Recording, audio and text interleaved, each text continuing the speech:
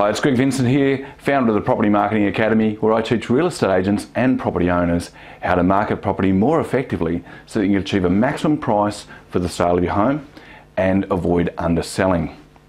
Have you ever wondered how this offers over strategy actually works, and how much more do people actually offer over and above a certain price? When you see a property that's advertised for offers over X amount of dollars, do they actually get much more, or is it a situation where they even end up selling for less?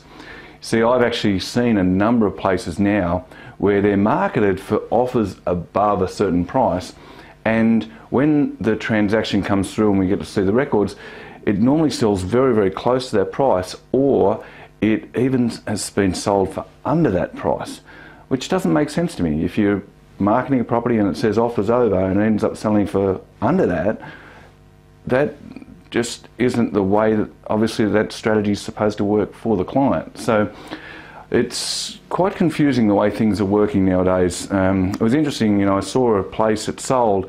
It sold for, it was offers over $1.2 million.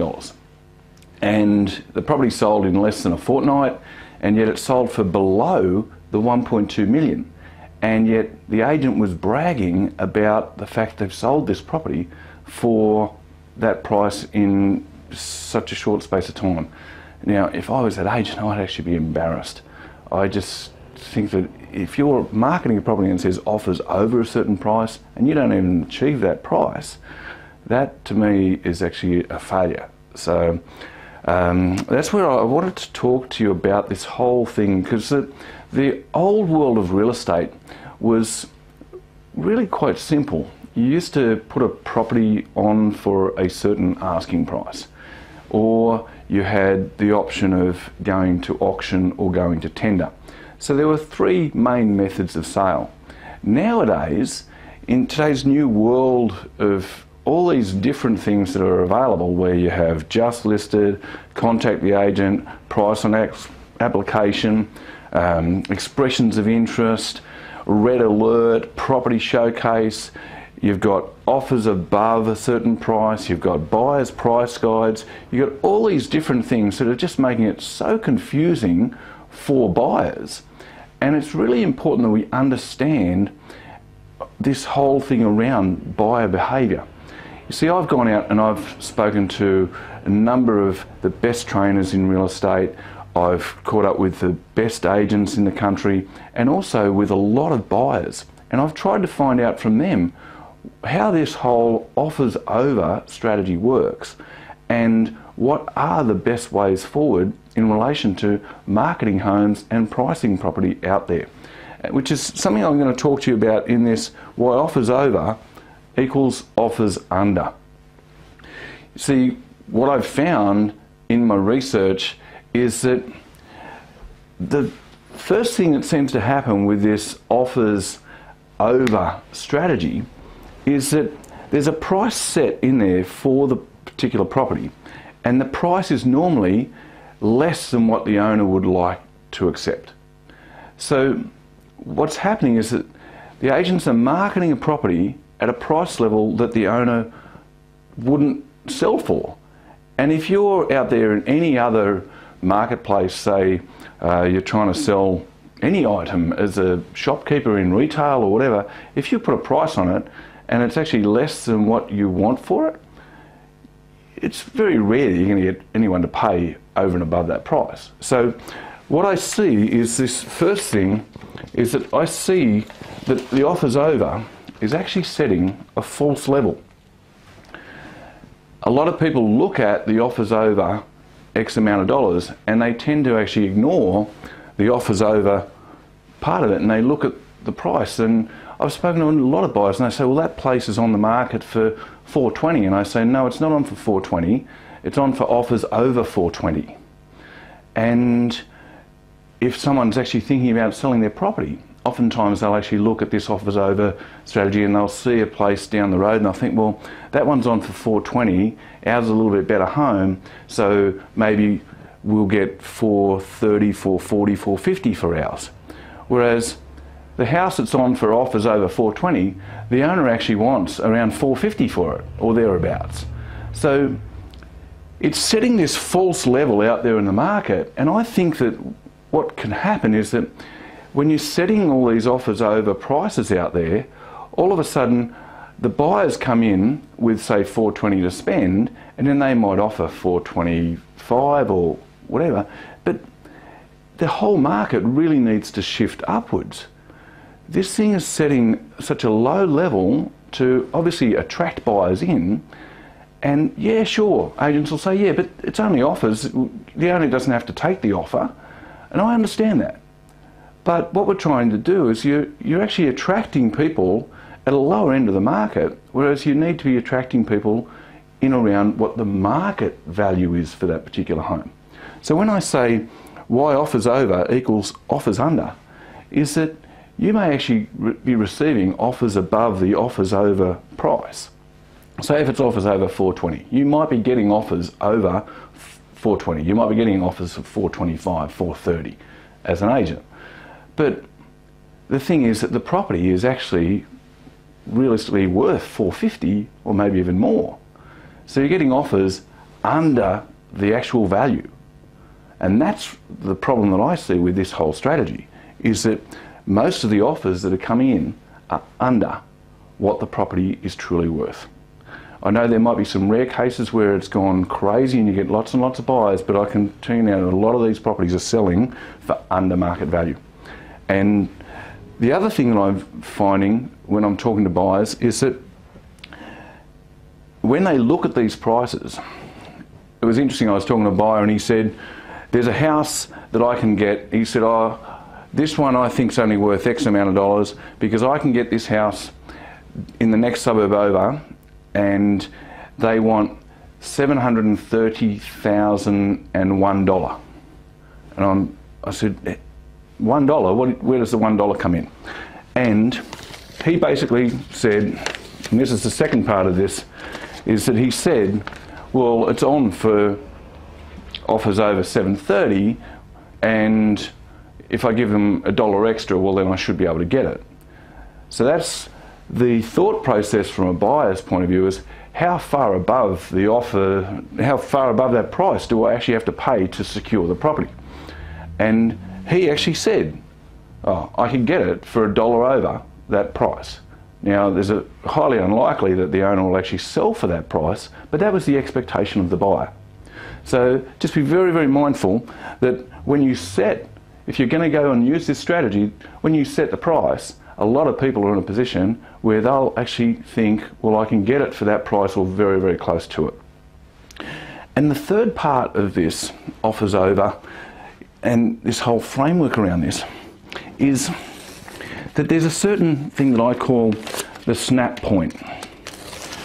Now, the snap point is a bit like a rubber band, where if you set a price for your property, and let's say it's $420, offers over $420, well, people will only stretch so far, and they'll only go to a certain level above the $420 before they'll just say, no, I'm paying too much more than what the owner has indicated that they want for the home. You see, like I said earlier, a lot of people think that your offers over price is actually your asking price, and they think that you'll actually sell for $420. And the research shows that the greatest fear for people isn't the fear of death or the fear of public speaking or the fear of jumping in front of a video camera and doing video. The greatest fear that people actually have nowadays, and this has been for a long, long time, is being laughed at. People are in a position where they're scared of being laughed at. If you just remember when you were back at school, and in those teenage years or whatever, if your friends laughed at you, you felt demoralised. And people have this fear when they're going out to buy a property.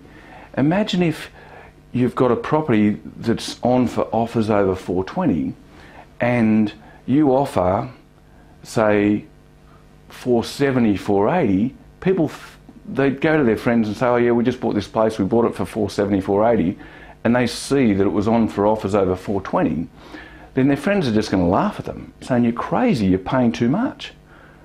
So just be very mindful about the whole buyer behaviour side of this marketing, and understand that there's a thing with rubber bands, it'll only stretch so far. And what actually happens if you grab a rubber band and you stretch the rubber band, if you hold it up to your cheek, you'll actually feel that there's heat come off that. And it's a thing called entropic force. So as you stretch it, it builds up and builds up heat. And it's interesting when you look at it that's from a physics point of view, or a chemical point of view. That's exactly what happens when you're actually selling a property and you're trying to get a buyer to pay more and more above the offers over price. It builds up heat into the negotiation. And I've seen this happen, and the perfect example around this was that there was a property that we actually had on the market, and it was previously on the market with another agent. And this is one of the things that I'm seeing. I'm seeing this is a major mistake out there, and I really think that it's setting the wrong market levels out there. And it's something I've experienced firsthand. What happened was that this place, the agent went out and said that the property was worth about $470,000. And they suggested what we'll do is we'll do an offers over strategy, we'll put it on for offers over 420. And they had a lot of people through the home, they had offers of 420, 425, 430, and then they got to a point where they had an offer on the property for $440,000. Now remember, they told the owner they thought it was worth about 470. Now, the agent went to the owner and said, you really should look at taking this offer at 440. And we've had it on for 420, we've had all these people through, and now we're in a position where we've got an offer of 440. The owner said, forget it, you told me around 470, we're not even close to getting this negotiation together. So the agent, after 6 weeks of having this property on the market, the agent turned around and handed over the keys and the contracts and said, I'm sorry, but you're too hard to deal with. And seriously, they turned around and I think they got to this snap point themselves and said, no, you want too much money for this property.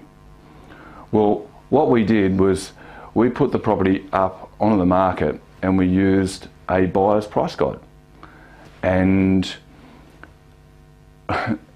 within 5 or 6 weeks, we sold the property for $488,000. $48,000 more than the highest offer they were able to get from this offers over strategy. That's $48,000. That's like someone's annual wage right there, just because we used a different strategy. So just be very, very mindful about how this works and what level you actually set your pricing at if you're going to do an offers over strategy. Personally, I wouldn't use an offers over strategy. What I'd look at doing is I've done an interview in my research of trying to work out which is the best approach for pricing property and how to market property more effectively. What I did was I actually did an interview with a guy by the name of Jeff Baldwin. He was voted the #1 real estate trainer in the country, and I was there when he received the award, and we did an interview on the day that he actually received the award as being the #1 real estate trainer in the country.